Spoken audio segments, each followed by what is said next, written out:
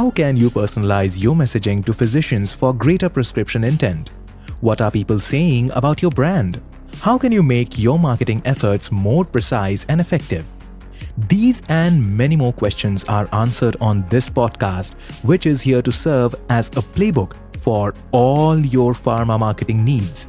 As your host, Saumya Prakash, co-founder of Multiplier AI Solutions, sits across pharma industry's top experts. This is your place to get all the insights about Gen AI, data, and beyond. Hello, and welcome to yet another exciting episode of the Pharma Marketing Playbook Data, Gen AI, and Beyond. Your go to podcast for mastering pharmaceutical marketing, data analytics, and AI trends. Join industry leaders as we explore cutting edge strategies, the role of technology, and how data driven insights are transforming the pharma landscape. Tune in for actionable insights to stay ahead in the fast evolving pharma marketing world. I am Saumya Prakash, co founder at Multiplier AI, and today we have a very special guest joining us, Dr. Sushmitha Sundar. Dr. Sushmitha Sundar is a distinguished leader in life sciences and healthcare innovation. She has completed her undergraduate degree at the Gandhi Institute of Technology and Management and pursued an MTech in biotechnology and biochemical engineering from the Indian Institute of Technology, Kharagpur. She later achieved her PhD in bioengineering and biomedical engineering from the National University of Singapore. She also completed a management development program in health informatics at the Administrative Staff College of India. Her career journey is both rich and varied, starting as an academic associate at the Indian School of Business ISB, where she advanced through roles such as research assistant, learning consultant, and program manager with iVenture at ISB.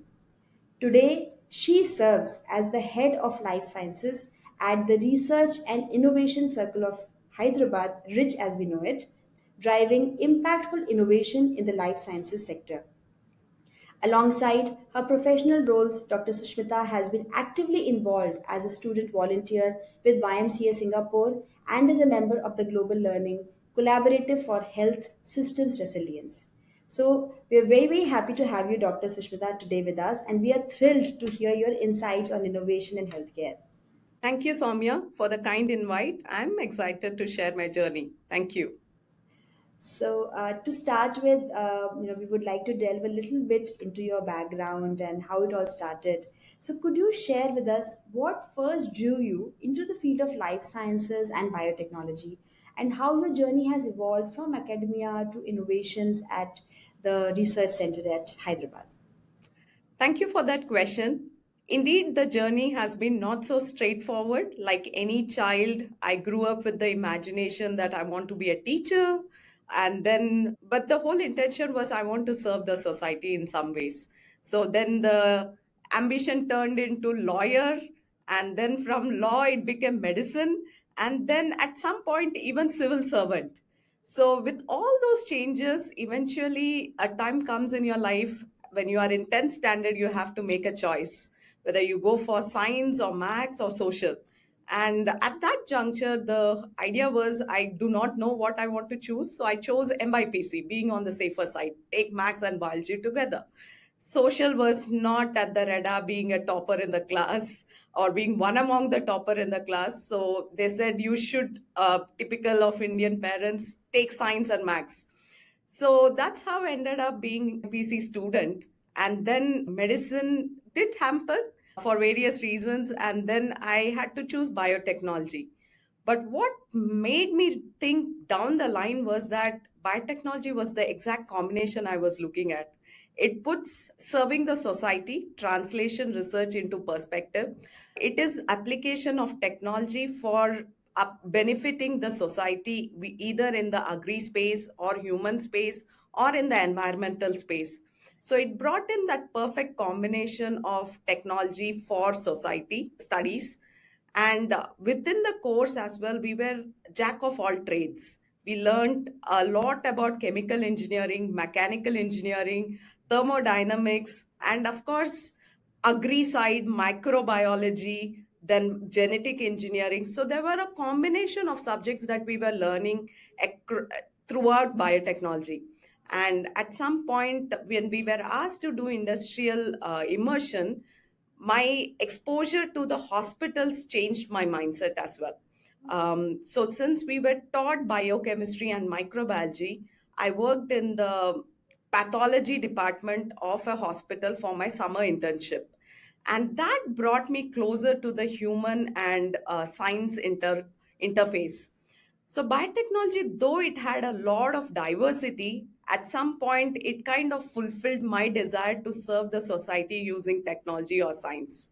So moving down the line with that intention, I thought translation research is what I want to do, not basic research, though I understand the necessity of basic research which fuels into translation research. So with that intention, I joined masters in IIT Kharagpur, where I was looking at tissue engineering, developing materials for skin to grow, or developing materials for organs to be grown. So we were looking at silk biomaterials. And post that, for my PhD, continuing in the same line, we were looking at collagen mimetic peptides. These are alternatives to collagen. Collagen is one of the proteins which is in the cell, which is in the body. In fact, entire your skin is made up of dominantly by collagen. So we were looking for collagen alternatives for the skin tissue engineering. So the idea of taking research to market was very evident throughout my choices in the PhD topics and master's topic. And towards that time, I was fortunate enough during my PhD at NUS to multitask and manage my time in not just exploring research side, but also the commercialization and translation side. It enabled me to understand not just being a specialist, but also a generalist who can understand how this translation research works, how research can be taken into market. And I would say it definitely gave me an ability to think in a systems level. How does a idea which comes from the research end moves towards the market? So I was glad, and that's exactly what I'm currently doing at Rich. After my PhD, before joining Rich, I took a, I wouldn't say detour per se, but it was a highly value add experience by working at ISB. I brought in science, technology, and management together. And that's exactly what I feel is the sweet spot for innovation. The combination of understanding your user, understanding the technology, and the business, that brings you the success in any innovation. Innovation without the business angle is sometimes not going to materialize. You're not going to serve the society without the business angle to it. To scale it up, to make it sustainable, make it self sufficient, you need to have the business angle. So that exposure at ISB, especially, I was in the entrepreneurship cell. So it was called CIE, Center for Innovation and Entrepreneurship, where we were training college students with technology entrepreneurship program funded by Apita and Task, the skilling university, skilling divisions in both AP and Telangana.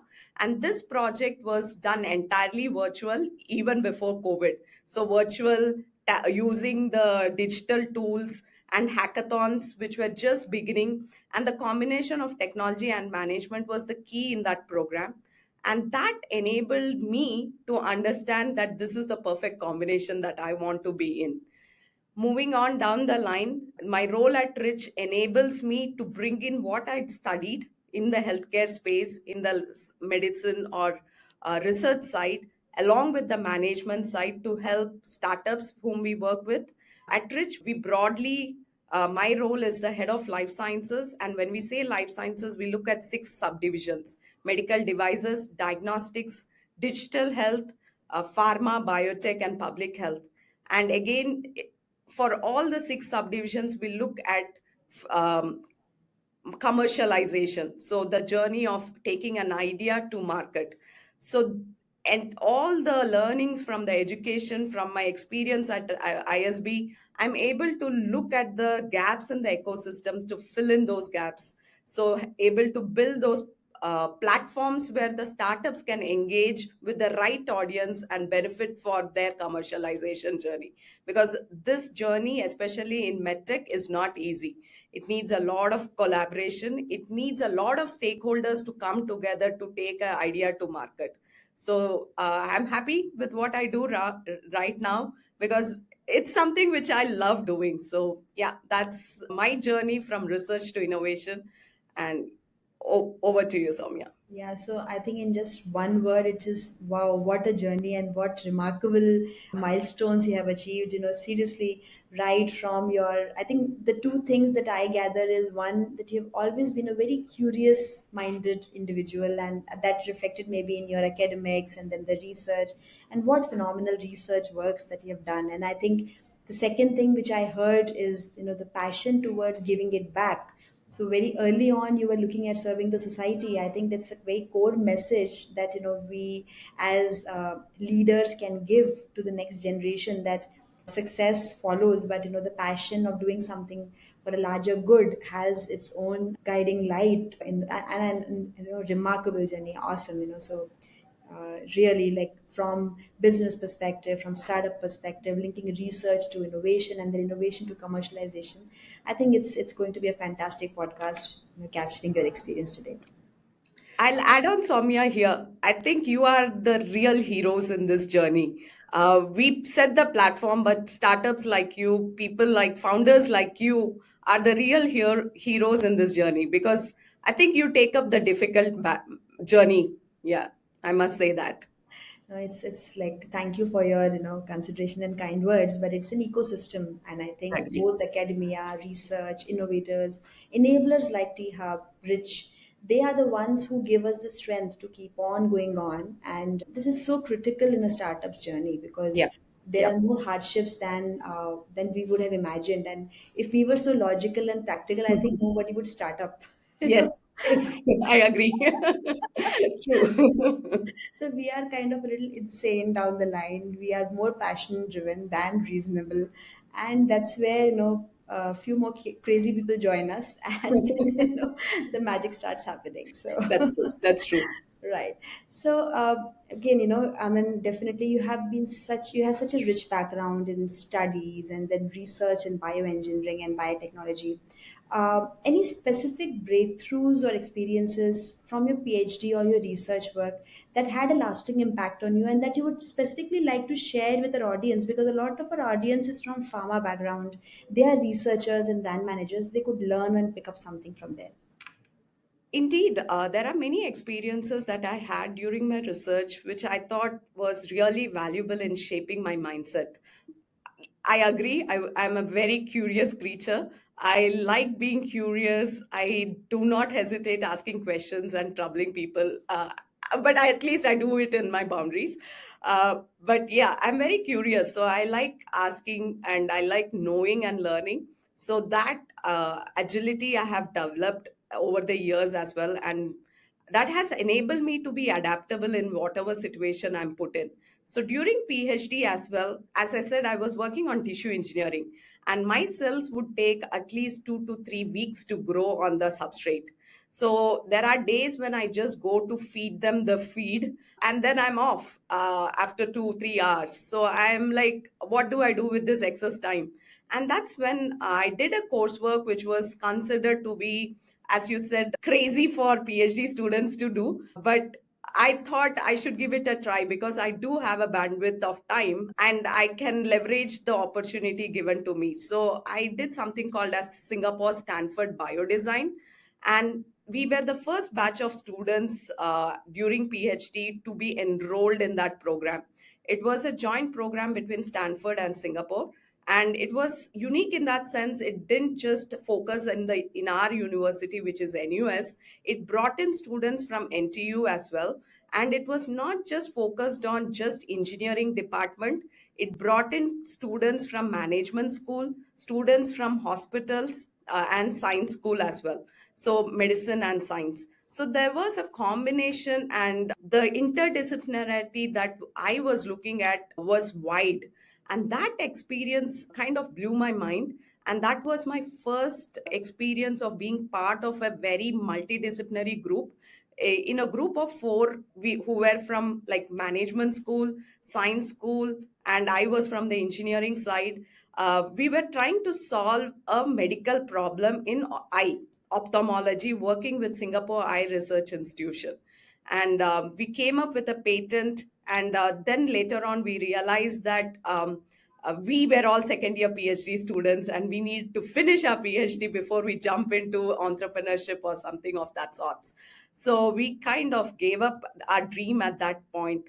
But what that journey taught me was the necessity to collaborate, the necessity to talk a different language, and the need to understand how the bigger picture looks like when smaller pictures come together. So the whole picture is not enough to tell a story. You need to put those pieces together to solve a complex problem, in especially in health. Health is a very complex, so this kind of exposure helped me. So I'm really grateful for my time spent in Singapore Stanford biodesign course, and I still have my connects there, and I still have a conversations happening for that. And that kind of built my journey for Rich as well. That is the framework which I use at Rich as well, and it has enhanced my mentoring capability or program development capability at Rich. And then the second one, which I did towards the final year of my PhD in fourth year, which turned out to be a blessing in disguise, was management of technology course. This was meant for R&D managers. And the idea was that, again, how can technology, R&D focused company, have managers who understand the technology as well and manage the team? The incentives for scientists are different from the incentives for a manager. So the whole program was designed on that lines. So it was again kind of a tweak towards the management curiosity in my mind. And that's when I got to be part of again one course within that entire management of technology called Tech Launch, where we picked up a solution from the NUS research lab, and we were packaging into a product that can be sold to the market as well as raise fund. So that was the first exposure within the confines of NUS, how we can converse with a VC funder, how we can converse with a clinician who is the user of the product. And this product was into pneumonia detection. And in fact, it was a early stage pneumonia biomarker that was identified in the lab, which was for viral pneumonia. And this was way before COVID, when pneumonia was thought to be even caused by virus. So this was very interesting. And we had a lot of learnings from this exercise. Like, we did it for a period of 6 months, and we saw how clinicians react, how clinicians take up a new technology, what are their fear or hindrances, challenges, or what is that excites them, what is that they look for, the evidence that they look for. At the same time, we were able to understand the VC mindset as well. When do they come in? When are they interested to be part of a startup journey which comes out of from the labs? Are they willing to come in at an early stage? Are they willing to come in at a later stage when there is a clinician buy-in? These are few things which really help me to understand the medtech space. So yeah, these are two programs which kind of bridged my entire understanding of idea to market framework. Yeah, and I think we see that in action, with the initiatives that Rich is taking. Yeah. And I think now I understand, why the Rich team and under your leadership, it's so practical, it's so approachable, because you have seen that 360-degree view of innovation and research. So earlier, we would always think of researchers as somebody, sitting in a corner, gazing in the thin air, and, has some kind of very scientific mindset. But when we approach you and your team, it doesn't seem to be so. It's a practical people who can understand and relate to, actually what's going to happen. So I think that's the big difference, because as entrepreneurs or as companies, we really don't relate to completely scientists. So yeah. I mean, it's not just your mistake. The scientists have always spoken in a language which is hard to understand. There are times when I read through the paper and I summarize it. This is what you wanted to say. But yeah, that being said, it is the way scientific world has also operated, and they are credited for being that way. Like, the journal cannot be in your common language. and which is changing over the years. So there is science communication which has picked up over the years, where how can the research or the high end research that happens can be communicated in a palatable language to the society, because a lot of things are very scientific and complex, but they need to be broken down for us to understand. um, Eventually, especially health is all about you.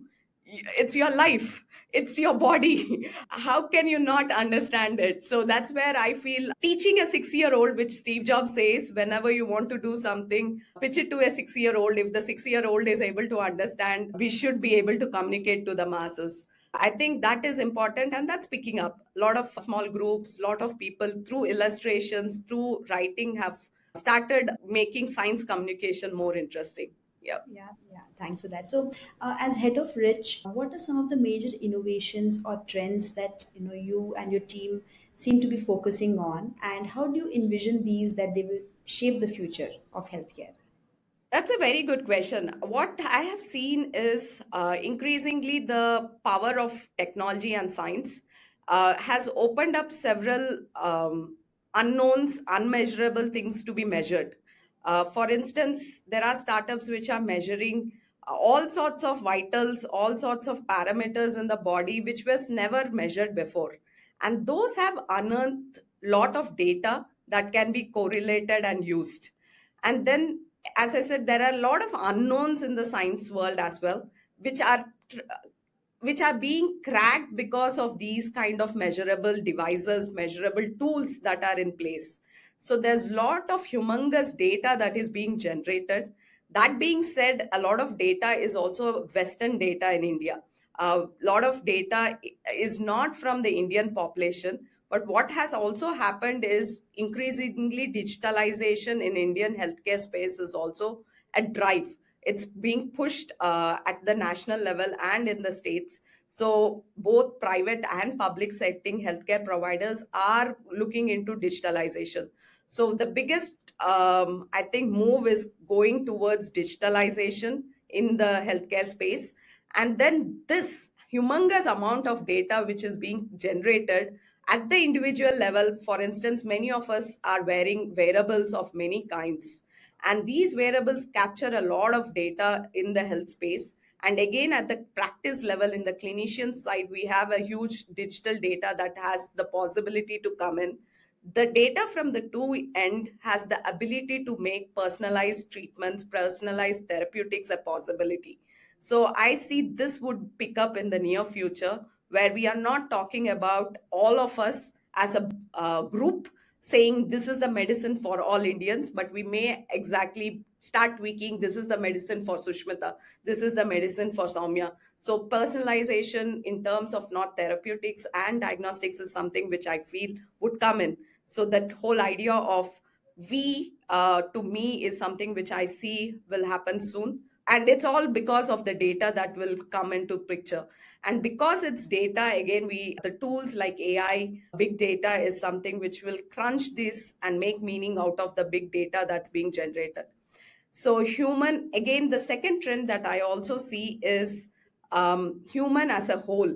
We we used to think health as just a human being, but now increasingly pandemic and the kind of diseases that we are seeing, the kind of bacterial and viral infections that we are seeing, necessitates that we look health not just as human being but as a whole in the ecosystem, looking at both animals and plant and environment.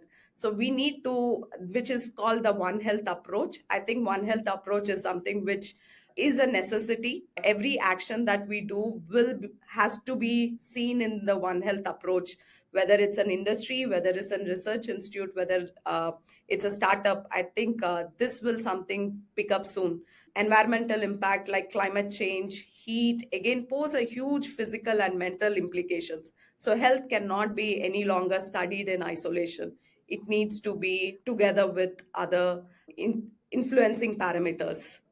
Yeah, think great insights there, because yeah, we do speak of data, we do speak of technology, but I think it's leaders like you who are thinking of it from an altogether perspective. Since you also look into the agri research, you're also looking Yeah, into environmental factors affecting health, and you're constantly in dialogues and conversations with the global leaders in pharma and agri space. So I think Rich has that perspective under your leadership, where you look at it from a wholesome impact. And of course, personalized healthcare, as you mentioned, is going to be becoming more and more deeper. And if you see the kind of advent of autoimmune diseases, the kind of reactive yeah, nature of diseases that has set in, it kind of throws up a question that, I'm eating the best, I'm on best of yeah. medication and supplements, but still I'm not at the best of my health. And I think that again brings us back to the core center of patient centricity. How should life sciences look at patient centricity in the future, and how can organizations foster a culture where patients is and remains the core focus? That is very important. In fact, adding on to the topic that you said, food. We eat a lot of food, and why am I not being healthy? A lot of time we do not know what is contained in the food as well, right? The pesticides, the kind of other antibiotics that go in. So these are certain things which needs to be taken look at as an at an individual level. And again, a lot of microbiome studies have shown that the kind of biome that you have in your gut influences you as an individual, which is not the same for any other individual. So when you talk about patient centricity, the necessity is that I, as a patient, is put in the middle, and the service that is provided is catered to my specific needs. However, it's interesting that patient centricity is not easy to crack because of the diversity. And especially in India, if you see, patient centricity is like you have at a macro level the public and the private, urban and the rural, then health literate and health illiterate. Most of them do not understand what is healthy and unhealthy. Then again, you have socio-economic factors. Again, at the micro level, you see, as I said, your metabolomics is different, your genomics is different, and your lifestyle is different, and many more such small things. So the diversity and the spread is humongous, which is why healthcare is very complex and every patient matters. And again, adding to what I mentioned before, the data that is being generated, which allows us to measure the unmeasurable, to know the unknowns, is going to move towards that personalized medicine, move towards the patient centricity. Today, the silver line is the patient voices is not silent, but it is muffled because of the complexity, but it is starting to raise. But at a philosophical level, what I feel is it's not just patient centricity that we have to look at. We have to look at human centricity. Why am I being treated after I get a disease or an illness? Why can't the healthcare providers or the service prevent me from diseases? I think that's where the whole dialogue between preventative health is taking a center stage as well. How can preventative health in terms of physical, emotional, mental health can be brought in into our lifestyle? I think that is the bigger picture. And again, healthcare without empathy is difficult. So even though digital transformation technology will come in, I think a lot of us have to balance between man and the machine. In healthcare, we need the empathy of a human. No matter what, I feel machines cannot fully replace the human touch that is much needed in the healthcare or space. Whether you are ill or well, I think it needs a human touch. Absolutely, and when there's still so many unanswered questions. There's so many rare diseases we have Yeah. seen on patient forums. People looking how to make their child survive another year, because Yes. there is no treatment. There is, or it is just so expensive that they can't afford it. So those very hard questions are still there before research and innovation labs like what Rich is doing. So yeah, absolutely there, and a human touch, it goes a long way, because ultimately all diseases kind of tend to be psychosomatic, and you Yeah. cannot kind of just remove that element of psychological impact on a patient when we're talking about it. Again, coming back, since there's so many still unanswered questions in health, and I'm sure that they will continue to be till human life exists. Under your leadership, we have seen so much of talent being developed, so many opportunities being opened up from your unique blend of knowledge, strategic thinking.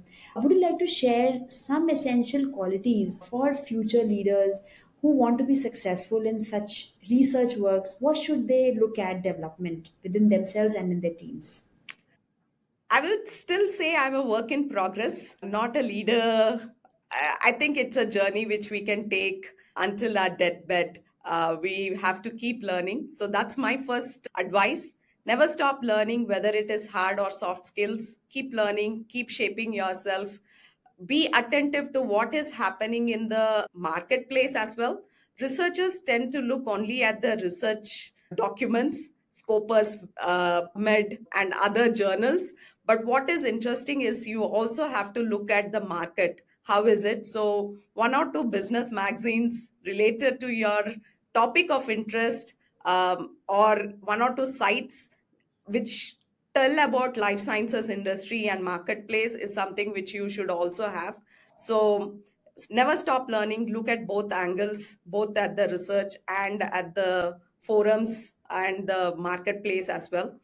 The second quality which I also feel is necessary in this world right now, because we have a very volatile, uncertain world. It's quite changing with time. It's quite incomprehensible. When you talk in management side, they say you're moving from a VUCA world to BANI world. So BANI again, I'll not go into all the jargons there, but the whole idea is you have to be adaptable and agile. I think that is something we need to get through there. How can we help each other, collaborate with each other?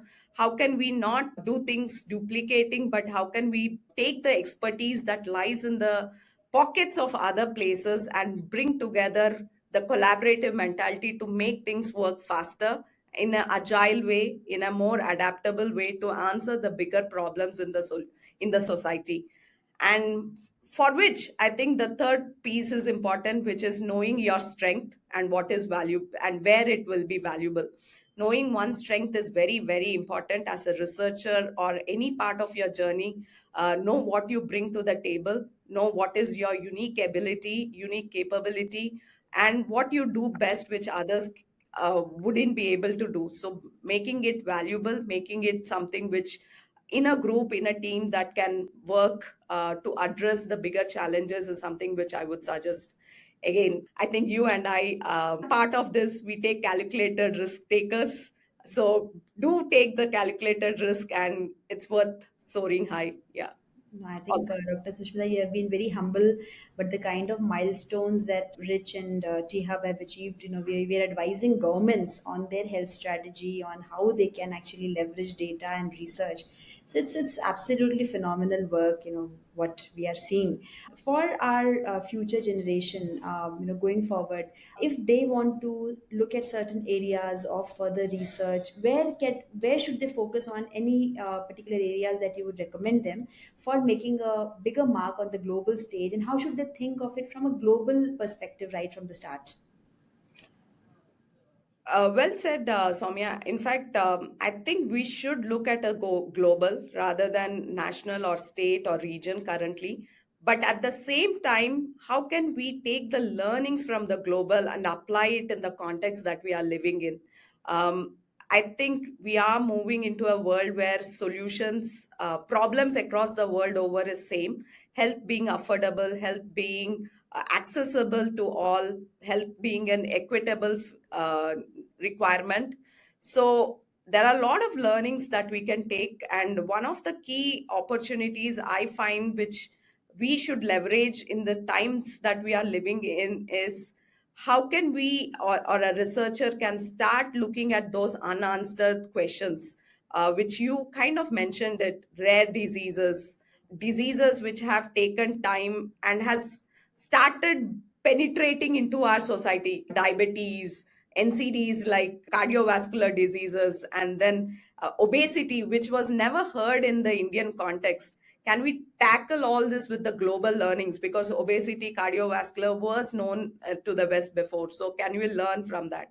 And that being said, not just looking at the therapeutics or treatment side, I would say research is needed in the medical devices side as well. How can you diagnose them better? How can you screen them better? How can you document it better in a chronological way? How can you, that's where the digital health tools come in place. How can you advise a patient or an individual to make informed decisions about their health? So I think a lot of pieces are there which needs to come together. But my advice would be to look at those unanswered questions, and not just therapeutic side, but screening and diagnostic side as well. And then, of course, digital health is something which will go take a prime seat. And then all this data needs AI in place, some data analytics, big data, AI tools to make sense out of it. Data, unless used, remains to be information. It will not translate into knowledgeable or informed decision making. So I think talent can be nurtured even at the cross section of AI and healthcare as well, AI and pharma, AI in life sciences. So students, researchers out there can focus on these based on their interests. Yeah, I think wonderful, and I think you're not only just advising. I would like to tell the audience that Rich actually facilitates a lot of interactions with the corporates, with other startups who can actually take your research into a more practical way. So all those things are available, and they are very much in action on all those fronts. So the students and young professionals, never give up on your dreams. Stay curious is what I think we can learn from Dr. Sushmitha's journey, and keep working towards your goal relentlessly. Yeah. So I think that's the core message. So I think with this, we'd like to close. Thank you, Dr. Sushmitha, for joining us today and sharing absolutely your incredible journey in biotechnology, health informatics, and life sciences. Your insights into building resilient health systems and fostering innovation have been truly inspiring. And we're grateful for the practical guidance today that you have shared with the future researchers, academia, I think even going forward, the entrepreneurs, especially around the importance of interdisciplinary learning and the patient centered approach. It's absolutely phenomenal to know from your global experience how you have gone through that and imbibed that into your journey. To our listeners, we hope you found this episode of the Pharma Marketing Playbook as enlightening as we did, gaining practical strategies and new perspectives for navigating the complexities of the pharma landscape. Dr. Sushmita's journey exemplifies the powerful impact that dedicated leaders can have on advancing healthcare and life sciences. Thank you once again, Dr. Sushmita, for being with us today. And until next time, this is Saumya signing off. Stay innovative, stay informed, and yes, keep pushing the boundaries of what's possible in pharma marketing. Thank you for tuning in. Thank you, Dr. Sushmita, for your valuable time today. Thank you, Saumya. Thank you for joining us in this episode. We hope that the deep insights and knowledge shared today will help your business and brand grow by leaps and bounds. Remember to follow the podcast. And if you wish to know more about Multiplier AI solutions, please visit the links given in show notes.